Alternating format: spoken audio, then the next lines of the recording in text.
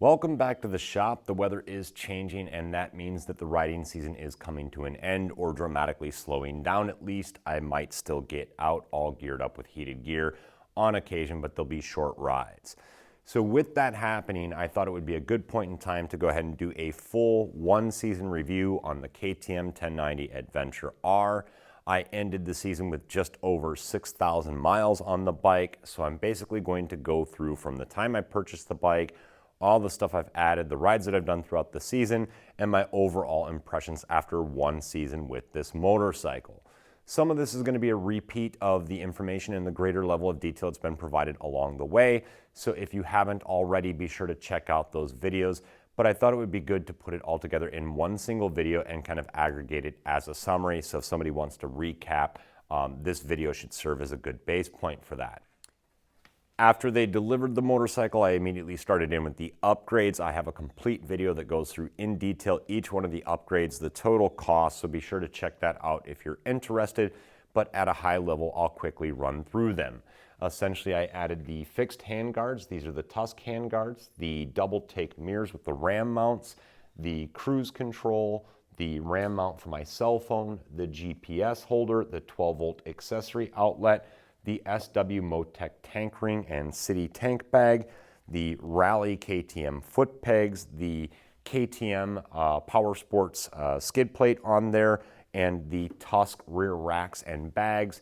And then eventually I swapped out the KTM 1090 rear rack with a KTM 1290, which is the metal rear rack. That was because the composite one broke early on. It did break while towing a motorcycle, so I don't fault the plate itself. The strap wrapped over the edge, but the metal one is a better design and it is on the 1290, so I just ordered that up and placed it on here.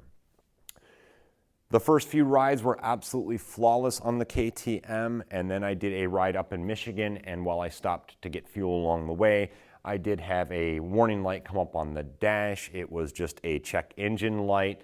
After shutting the bike off and restarting it, that service message or warning light went away, and it has not come back since. So I'm assuming that was just a fluke thing. Maybe it was just because I had the fuel cap open and had just fueled up and started the bike back up really quickly. I'm not sure, but it has not come back. So I'll be keeping an eye on that, but so far no issues there. The rides that I've done have been a wide mixture, so I've done everything from local rides. I've done the Great River Gravel ride here in the Midwest. I've done the Trans-Wisconsin Adventure ride on this bike, and I've done the Colorado BDR, as well as some other group rides and an AMA ADV event down in Indiana. Throughout all of those events in a variety of conditions, I have to say that I'm extremely pleased with this motorcycle. As I've said in the other videos, it rides significantly smaller than what it is. KTM really knows what they're doing when it comes to making big adventure bikes that handle really well off-road.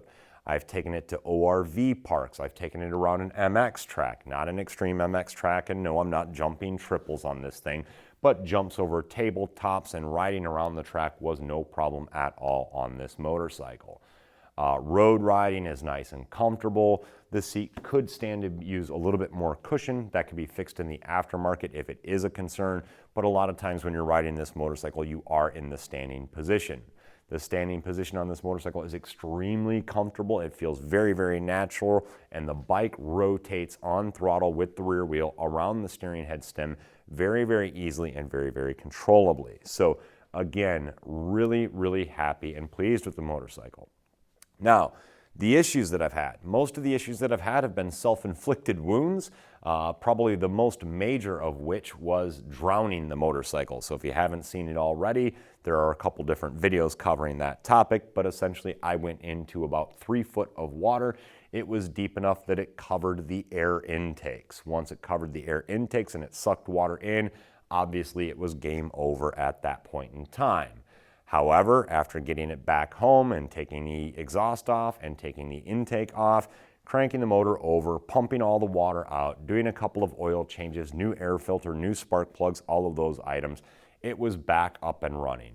It was a bit of work because just getting to the air filter on this motorcycle takes about 1.5 hours, at least for me, because you do have to remove in a very specific sequence the tank cover, the radiator shrouds, most of this stuff up here to be able to get to the Airbox. So if you're considering one of these bikes, even under routine maintenance, that is something to consider. It is more intensive work than something like a DRZ 400 or a KLR 650, where the engine is nice and exposed. It's gonna take you some time to get to things, but if you're okay doing it, it's actually not too bad. Once you've done it a couple of times, you'll get used to the process. I do give KTM credit for using these Torx bolts everywhere. They do lock down really nicely, and they're very easy to get in and out. After recovering the motorcycle from drowning it in the river, basically things were all good again. I was on a ride and it was a very muddy road, and the front wheel on this bike does like to come up, and I'll admit I like to bring it up. It's very easy to do. And with those mud covered forks, basically what wound up happening is the fork seals went down over the top of the mud, and that caused the right fork seal to start leaking. So I had to pull the forks. Again, there's more detailed videos on that. I took them back to the shop to have the fork seals replaced. It's just not something that I had time to do. But obviously, if you've had experience with that, it's not too difficult of a job. Once again, things came apart relatively easy. You do need to support the front end of the motorcycle and take all the triple tree bolts loose and then drop them through the bottom, but not too difficult. Got that sorted out, no problem. During that time period, because the fork seal was leaking so badly and I was out on a ride at the time that it happened, it soaked the brake pads. So I did also go ahead and clean those up really good and get a new set of brake pads.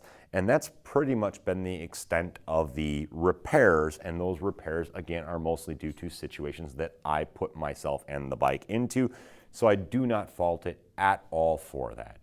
Again, I just can't say enough good things about this motorcycle. I am extremely pleased with it. I'm still very excited to see the 790 come out, and I do think that a smaller, lighter weight motorcycle might be even more appealing than the 1090. Having said that though, even after the 790 comes out, if you're doing a lot of highway miles, I think the 1090 is probably going to still remain a better bike on those longer, droning highway rides.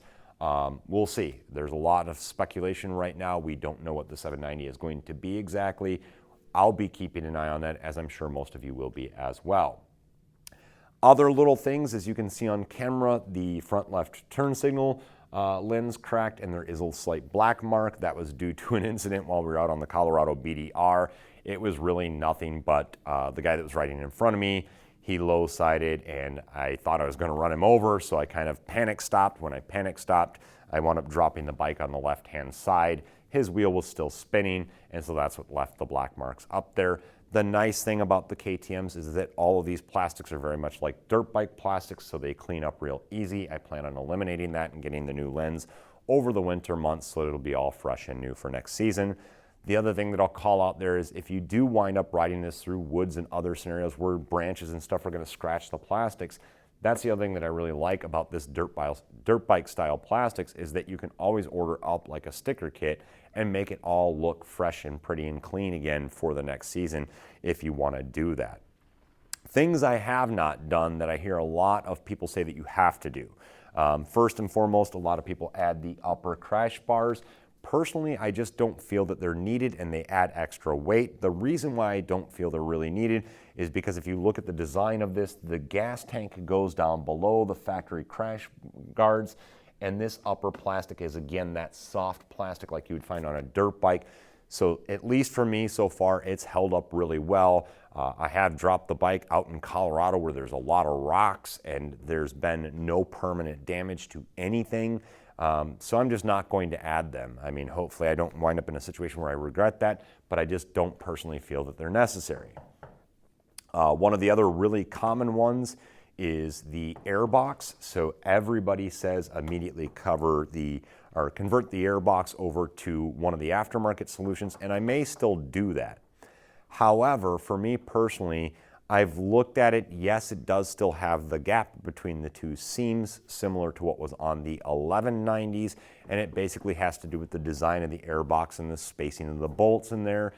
To me, it seems to seal up good enough. I'm going to keep running it. Again, I may wind up regretting that in the long term, but at least for now, I don't feel the need to do that. I may revisit it before next season. We'll see how time progresses, and I'll be sure to keep you guys updated as that moves along. About the only other real upgrade that I've considered doing to this vehicle is the exhaust. I would still like to swap it out for the aftermarket exhaust, just lose a little bit of weight, give it a little bit better sound. It sounds good while you're riding it, but everybody that's around me says that it's extremely quiet when you go by. Personal preference, again, for me, I love the V-twin. The power delivery is absolutely smooth and wonderful, but having it sound a little bit more aggressive, I personally would like, so I might go ahead and do that.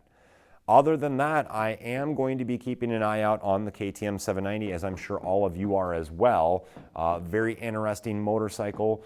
I've considered adding it to the garage. I don't know that I would replace the 1090 with the 790, but we'll see as time progresses. If I get an opportunity to ride that one, I'll be sure to share it with you guys. So that's a season with the KTM 1090 Adventure R. I hope some of you found this video useful, and if you did, be sure to give it a great big thumbs up. If you haven't already, be sure to click that subscribe button. And I just want to take a brief moment and thank all of you for watching and subscribing. We did hit that 1,000 subscriber mark, which is a huge milestone for us. And I also want to thank everybody around me that has lent me their motorcycle, brought their motorcycle out for a review, or let me ride their motorcycle for a review.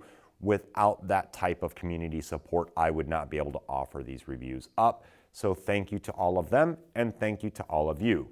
Until next time, take care and ride safe.